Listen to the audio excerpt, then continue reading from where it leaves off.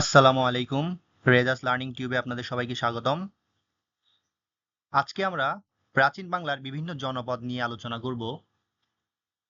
প্রাচীন বাংলার জনপদ বলতে আমরা যা বুঝি, মূলত প্রাচীন বাংলাকে বিভিন্ন জনপদে ভাগ করা হয়েছিল এবং সেখানে বিভিন্ন স্বাধীন রাজা ছিল যারা এই বাংলাকে শাসন করত।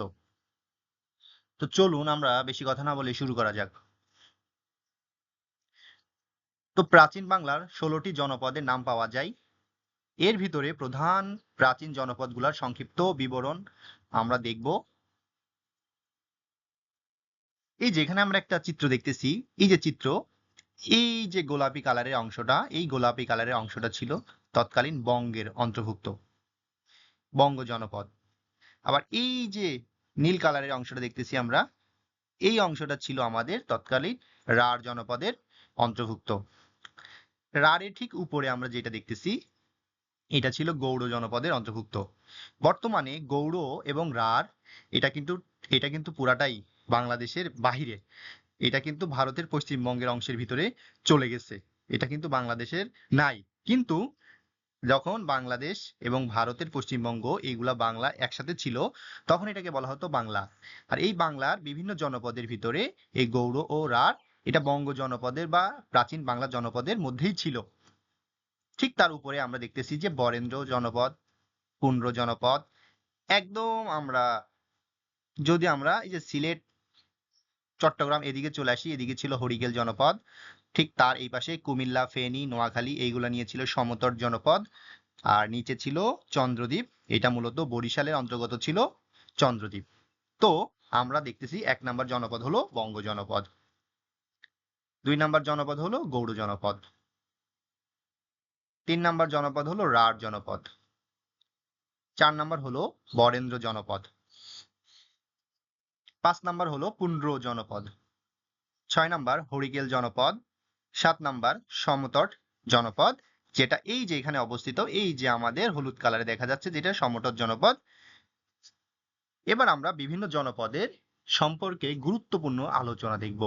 যেমন বঙ্গ জনপদ।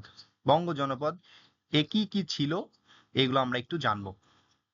এটা হলো আমাদের বঙ্গ জনপদের মানচিত্র। ম্যাপে গেলে আমরা এই যে গোলাপি কালারের যে অংশটা দেখেছিলাম, এটাই ছিল আমাদের বঙ্গ জনপদ। এই বঙ্গ জনপদ হচ্ছে আয়তনে বৃহত্তম ও স্বাধীন জনপদ হলো বঙ্গ। তৎকালীন প্রাচীন বাংলার যতগুলো জনপদ ছিল, ততগুলো জনপদের ভিতরে আয়তনে সব থেকে বড় এবং প্রাচীন স্বাধীন জনপদ ছিল বঙ্গ জনপদ। তাহলে বঙ্গ জনপদ মূলত কোন কোন অঞ্চল নিয়ে গঠিত ছিল? সেগুলো হলো বৃহত্তর ঢাকা, ময়মনসিংহ, ফরিদপুর, খুলনা, বরিশাল ও পটুয়াখালী নিয়ে বঙ্গ জনপদ গঠিত ছিল। বঙ্গকে 2 ভাগে ভাগ করা হয়েছে। তাহলে বঙ্গ জনপদ কয় ভাগে ভাগ ছিল? 2 পারে। মূলত পদ্মাকে কেন্দ্র করে বঙ্গ জনপদকে 2 ভাগে ভাগ করা হয়েছে। বিক্রমপুর। বিক্রমপুর বলতে পদ্মার উত্তর পাড় এলাকা, যেমন মুন্সিগঞ্জ, ঢাকা, ময়মনসিংহ। এক কথায় পদ্মার ওই পার বলতে আমরা যেটা বুঝি সেটা হচ্ছে আহ, মুন্সিগঞ্জ, ঢাকা, ময়মনসিংহ এই অঞ্চলগুলা ছিল বিক্রমপুরের অন্তর্ভুক্ত। নারায়ণগঞ্জ বিক্রমপুরের অন্তর্ভুক্ত ছিল। নাব্য। নাব্য বলতে আমরা যেটা পদ্মার এই পার বলতে বুঝি, যেমন পদ্মার দক্ষিণের অঞ্চল যেমন ফরিদপুর, খুলনা, বরিশাল, পটুয়াখালী, এইগুলা ছিল নাব্যের অন্তর্ভুক্ত। তাহলে আমরা কি দেখলাম? বঙ্গ জনপদ কয় ভাগে ভাগ ছিল? বঙ্গ জনপদ 2 ভাগে বিভক্ত ছিল। একটা ছিল বিক্রমপুর, আরেকটা ছিল নাব্য। বিক্রমপুরের ভিতরে কারা কারা ছিল?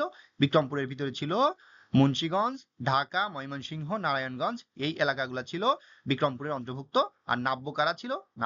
নাব্য ছিল হচ্ছে পদ্মার দক্ষিণের অঞ্চল, যেমন ফরিদপুর, খুলনা, বরিশাল, পটুয়াখালী, এইগুলা ছিল নাব্য এর অন্তর্ভুক্ত। ওকে। এবার আমরা দেখতেছি যে বরিশালের পূর্বে নাম ছিল কি? চন্দ্রদ্বীপ ও বাকেরগঞ্জ। এটা পরীক্ষায় অনেকবার আসছে বা আসেও, যে বরিশালের পূর্ব নাম কি। তাহলে যদি আমরা পরীক্ষায় আসে, আমরা তাহলে এখন জেনে নিলাম যে বরিশালের পূর্ব নাম ছিল চন্দ্রদ্বীপ ও বাকেরগঞ্জ, যে কোনো একটা দিলেই হবে। মূলত বরিশালের পূর্ব নাম চন্দ্রদ্বীপই ছিল। বাংলার প্রথম ও স্বাধীন জনপদ বঙ্গ। তাহলে বাংলার প্রথম ও স্বাধীন জনপদের নাম কি? বাংলার প্রথম ও স্বাধীন জনপদ বঙ্গ জনপদ, এবং বৃহত্তম জনপদ ছিল তৎকালীন সময়ে সব থেকে বড় জনপদ কিন্তু বঙ্গ জনপদই ছিল। ওকে। এই হলো আমাদের বঙ্গ জনপদের আলোচনা।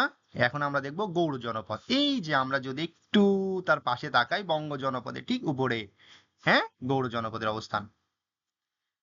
তাহলে স্বাধীন বাংলার দ্বিতীয় স্বাধীন জনপদ গৌড়। গৌড় কোন কোন অঞ্চল নিয়ে গঠিত ছিল? মালদহ, মুর্শিদাবাদ, বীরভূম, বর্ধমান, নদিয়া ও চাঁপাইনবাবগঞ্জ নিয়ে গৌড় গঠিত। তাহলে এখানে আপনারা একটু দেখেন, গৌড় জনপদের পুরাটা অংশই হলো আমাদের বাংলাদেশের বাহিরে, শুধুমাত্র অল্প একটু অংশ যেমন চাঁপাইনবাবগঞ্জ, এটা কিন্তু আমাদের বাংলাদেশের মধ্যে একটুখানি পড়ছে। তার মানে গৌড় জনপদটা কিন্তু অধিকাংশই বাংলাদেশের বাহিরে, ভারতের পশ্চিমবঙ্গের অন্তর্ভুক্ত। গৌড়ের প্রথম ধারণা পাওয়া যায় পণিনির গ্রন্থে। তাহলে গৌড়ের প্রথম ধারণা পাওয়া যায় কোথা থেকে? গৌড়ের প্রথম ধারণা পাওয়া যায় পণিনির গ্রন্থে। গৌড়ের রাজধানী ছিল কর্ণ সুবর্ণ। তাহলে যদি প্রশ্ন আসে কি গৌড়ের রাজধানী কি? গৌড়ের রাজধানী ছিল কর্ণ সুবর্ণ। বাংলার প্রথম স্বাধীন নরপতি ছিলেন গৌড়ের রাজা শশাঙ্ক।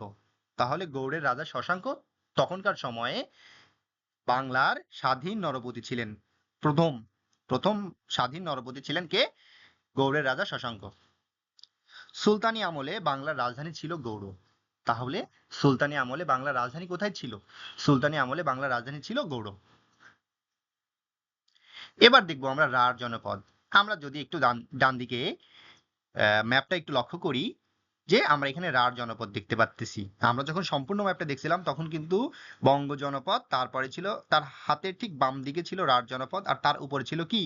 গৌড় জনপদ। তাহলে গৌড় জনপদ এবং বঙ্গের সাথেই রাঢ় জনপদের অবস্থান। তাহলে বর্তমানে পশ্চিমবঙ্গের বর্ধমান জেলার দক্ষিণ অংশে ছিল রাঢ়ের অবস্থান। তাহলে রাঢ়ও কিন্তু আমাদের বাংলাদেশ থেকে বাহিরে, মানে রাঢ় অংশটা বর্তমানে এখন এই অংশটা ভারতের পশ্চিমবঙ্গের অন্তর্ভুক্ত। রাঢ়ের রাজধানী ছিল কটিবর্ষ। তাহলে রাঢ়ের রাজধানী কি ছিল? রাঢ়ের রাজধানী ছিল কটিবর্ষ। এবার দেখবো আমরা বরেন্দ্র জনপদ। তাহলে আপনারা যদি একটু ম্যাপটা দেখেন, গৌড় জনপদের ঠিক উপরে কোন জনপদ? বরেন্দ্র জনপদ।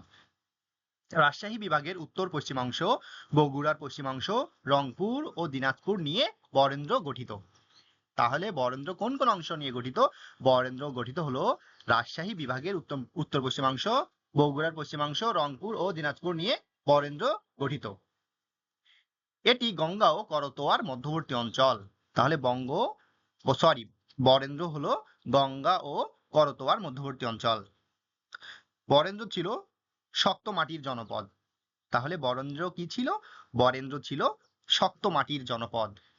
এখানে এই বরেন্দ্রর মাটিগুলা খুবই শক্ত, এই জন্য একে বলা হয় শক্ত মাটির জনপদ।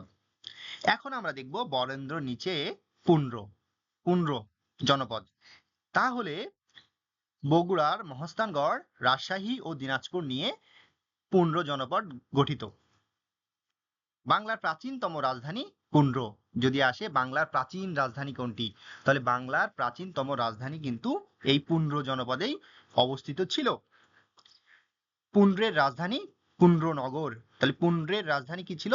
পুন্ড্রের রাজধানী পুন্ড্রনগর। প্রাচীন শিলালিপি এখানেই পাওয়া যায়। তাহলে বাংলার যে প্রাচীন শিলালিপি কোথায় পাওয়া যায়? প্রাচীন শিলালিপি এই পুন্ড্র জনপদে পাওয়া যায়। এখন দেখবো আমরা হরিকেল জনপদ। হরিকেল কোন কোন অঞ্চল নিয়ে গঠিত? হরিকেল জনপদের মধ্যে যে অঞ্চলগুলো ছিল সেগুলো হচ্ছে চট্টগ্রাম, পার্বত্য চট্টগ্রাম ও পার্বত্য সিলেট নিয়ে হরিকেল গঠিত। দেখেন এইটা কিন্তু হরিকেল জনপদটা পুরাটাই কিন্তু পাহাড়ি অংশ নিয়ে গঠিত। যেমন পার্বত্য সিলেট, পার্বত্য চট্টগ্রাম এবং চট্টগ্রাম নিয়ে আমাদের এই যে এই হরিকেল অংশটা কি হয়েছে? গঠিত হয়েছে। সিলেটকে বলা হতো শ্রীহট্টি। তাহলে তখন সিলেটকে কি বলা হতো? সিলেটকে বলা হতো শ্রীহট্টি। সপ্তম শতকে হিউয়েন সাং সমতট ও হরিকেল ভ্রমণ করেন। তাহলে হিউয়েন সাং কত শতকে সমতট ও হরিকেল ভ্রমণ করেন? উত্তর হবে সপ্তম শতকে। এখন দেখবো আমরা সমতট জনপদ, যেটা হরিকেল জনপদের পাশেই অবস্থিত। তাহলে সমতট জনপদের কোন কোন অঞ্চল নিয়ে গঠিত? সমতট জনপদ বৃহত্তর কুমিল্লা, নোয়াখালী ও ত্রিপুরার অঞ্চল নিয়ে সমতট গঠিত। তাহলে আমরা কি কি দেখলাম? সমতটের ভিতরে কারা ছিল? নোয়াখালী, ফেনী, নোয়াখালী, কুমিল্লা, ত্রিপুরা অঞ্চল নিয়ে সমতট গঠিত। সমতট এর রাজধানী ছিল বড়কামতা ও দেবপর্বত। তাহলে সমতট জনপদের রাজধানী কি ছিল? সমতট জনপদের রাজধানী ছিল বড়কামতা ও দেবপর্বত। Thank you. এতটুকুই ছিল আজকে। চেষ্টা করেছি অল্প সময়ের ভিতরে বাংলার জনপদগুলা, গুরুত্বপূর্ণ যে জনপদগুলা ছিল সেইগুলা নিয়ে আলোচনা করতে। আশা করি আপনাদের ভালো লাগছে।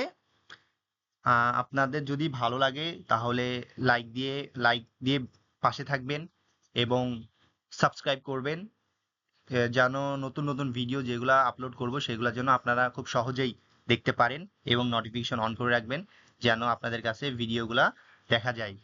ধন্যবাদ, ভালো থাকবেন। আসসালামু আলাইকুম।